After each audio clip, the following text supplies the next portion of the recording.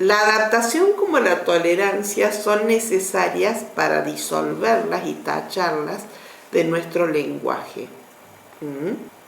Porque tanto la adaptación como la tolerancia nos llevan a reprimirnos. Y eso termina tarde o temprano convirtiéndose en un gran bloqueo físico, emocional o mental. Porque en la adaptación no hay elección. En la adaptación no hay una decisión. Hay una gran confusión y represión. No se trata de aguanto hasta que. Se trata de me hago cargo de lo que elegí y disuelvo toda la bulla externa. Vuelvo a decir que como ser humano yo me puedo haber equivocado en algún momento y decir adaptate, ¿sí? Intenta empezar a arrancarlo de tu vocabulario como de tu costumbre, porque cuando vamos al cuento de la Cenicienta, es como que todos quieren adaptar su pie para pertenecer a ese zapato, ¿sí? Hay una parte que las hermanastras se cortan el dedo gordo y otra se quiere cortar el talón. Bien. El cuento de la Cenicienta no es un montón de personas, sino somos nosotros mismos, todo el cuento, ¿no? Y cómo nosotros vamos actuando en la vida en lugar de elegirnos y elegir nuestro Cristo, que sería nuestro príncipe, o hacia dónde vamos y cómo que el gran creador fuese el rey. Cuando nosotros nos adaptamos, no podemos ser felices. Si cortamos el dedo gordo, es como que estamos cortando nuestra mente o nuestra capacidad de razonar para poder meternos en. También es cierto que yo les digo muchas veces que no usen la mente para todo, sino que aprendan a sentir. Pero sentir desde el corazón, no desde las emociones de la conciencia de la creación, sino sentir desde nuestro Cristo, que es lo que elegimos. Por eso ustedes le meten razón, por ejemplo, a esta elección de ser docentes y no le ponen corazón, entonces no les conviene, porque empiezan a decir, ay no, porque por estas horas de estar aguantando todos estos pendejos. Y no es así, ¿sí? Porque no es aguantar a estos niños, sino sacar el maestro que hay adentro mío para que esos niños puedan prestarle atención a algo que no tiene que ver con el reprimirse, sino con saber valorar lo que están sintiendo.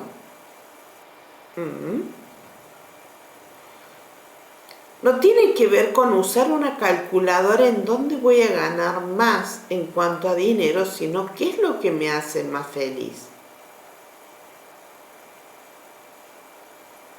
¿Sí? Como cuando hablo de el arquitecto y el albañil, ¿sí? Si al albañil no le gustó estudiar, no es que tenga que pasarla mal porque eligió ser albañil, sino que puede disfrutar porque es un gran artesano. Y fíjate las cosas que pueden construir los que son buenos albañiles o disfrutan de su tarea. Pero no solo que son bien valorados en cuanto a lo que le pagan, sino de que ellos son los constructores de grandes edificios o de grandes casas arquitectónicas, más allá de quien las haya dibujado.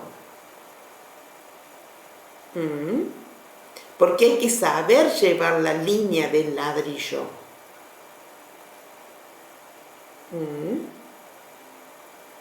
Hay que saber cómo llegar a el corazón de un niño, y que no es un tema de razón, es un tema de aprender a adaptarme, no, de decir yo elegí esto porque lo amo, entonces elijo despertar el interés en este niño por aprender y aprender a diferenciar qué es lo que siento, aprender a diferenciar qué son, qué sé yo, las matemáticas, las lenguas, y que después puedan elegir.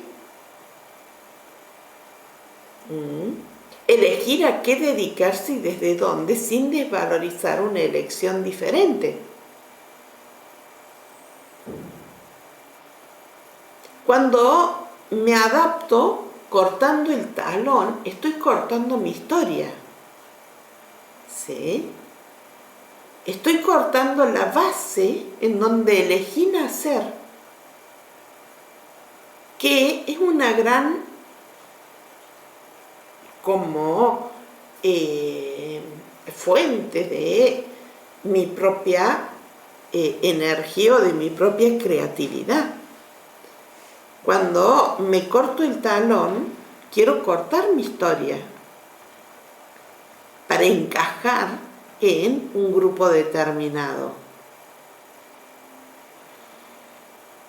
Por eso nos sirve adaptarse.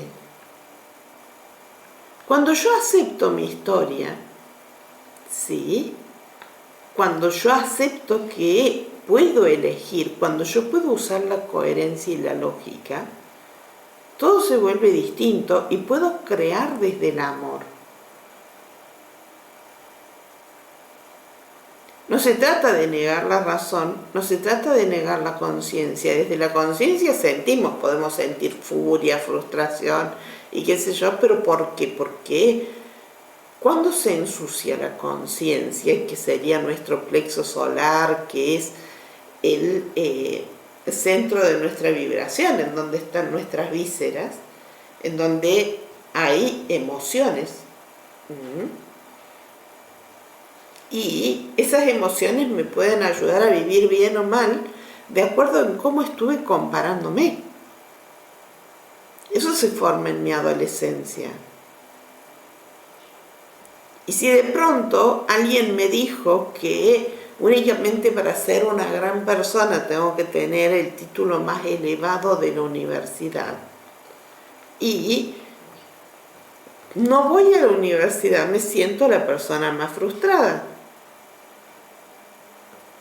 Pero si las personas que estuvieron a mi alrededor me dicen que aprenda a elegir, y que ser una gran persona es ser yo mismo y hacer lo que realmente me gusta con amor, no cayendo en actos delictivos ni nada por el estilo, porque los actos delictivos uno cae si estuvo alimentando la envidia, la competencia o la comparación. No es el aceptar que nací como en una familia de menos recursos, no es adaptarme a ser siempre un pobretón, sino saber sacar todo lo que hay en mí para mejorar mi vida. No porque haya nacido en determinado lugar me voy a tener que adaptar y que todo el mundo me pisotee, sino aprender a valorarme. Los grandes genios nacieron en la pobreza.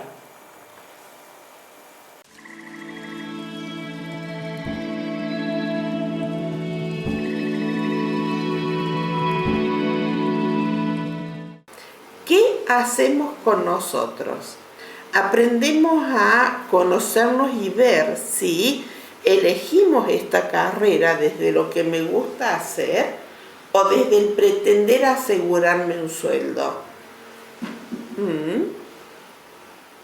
Si alguna vez en mi vida aprendí a elegirme, porque estoy en un lugar de formación, y si estoy en un lugar de formación, ¿sí?, en la estructura o sin la estructura, estoy en un lugar tan fuerte que es de despertar el Cristo en los otros. Bueno, en la educación formal no vas a hablar de el Cristo en el otro, pero sí de la capacidad creativa que tiene la persona. ¿Mm?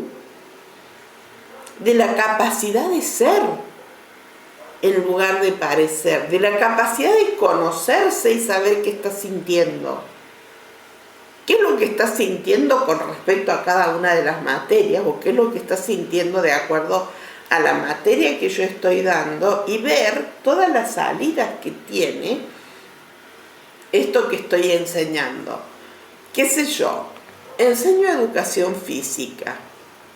¡Qué boludez! ¿A quién le interesa educación física? ¿Para qué hay educación física en un colegio? Educación física es necesario primero para que aprendan a conocer también los movimientos de su cuerpo. Sí. Educación física les ayuda a desestresarse de otros momentos. Entonces, es ahí donde en esta forma que yo recién les dije, que antes de empezar a dar clases, que den una vuelta caminando alrededor, entonces tendrían que empezar por la clase de educación física antes de dar lo otro, no a última hora.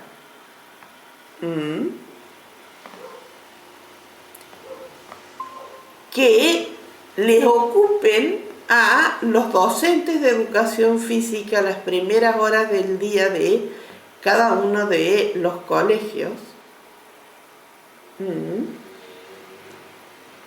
Entonces sacan a los docentes y a los niños a dar vuelta a la cuadra o qué sé yo, y después se centran en su propia tarea.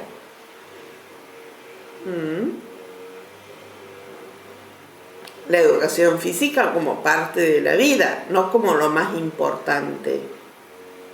La matemática no como lo más importante, como una parte de la vida. La lengua como una parte de la vida.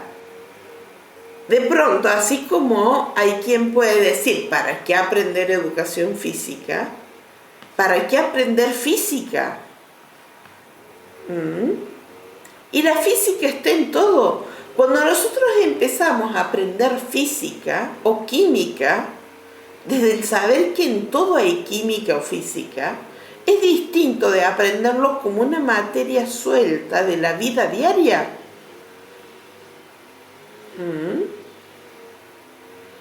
Porque las reacciones químicas, o que de pronto incluso se puede incluir en un educador de educación física, de decir lo importante de las moléculas del agua y del H2O y qué sé yo, para nutrir nuestro organismo.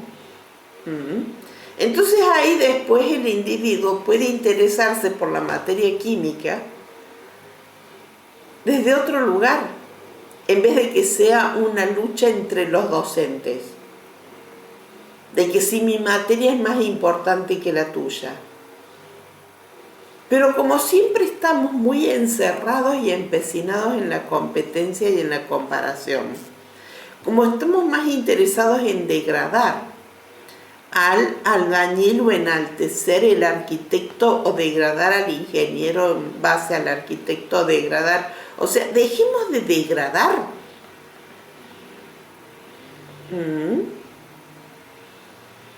Aprendemos a aceptar, no a adaptarnos.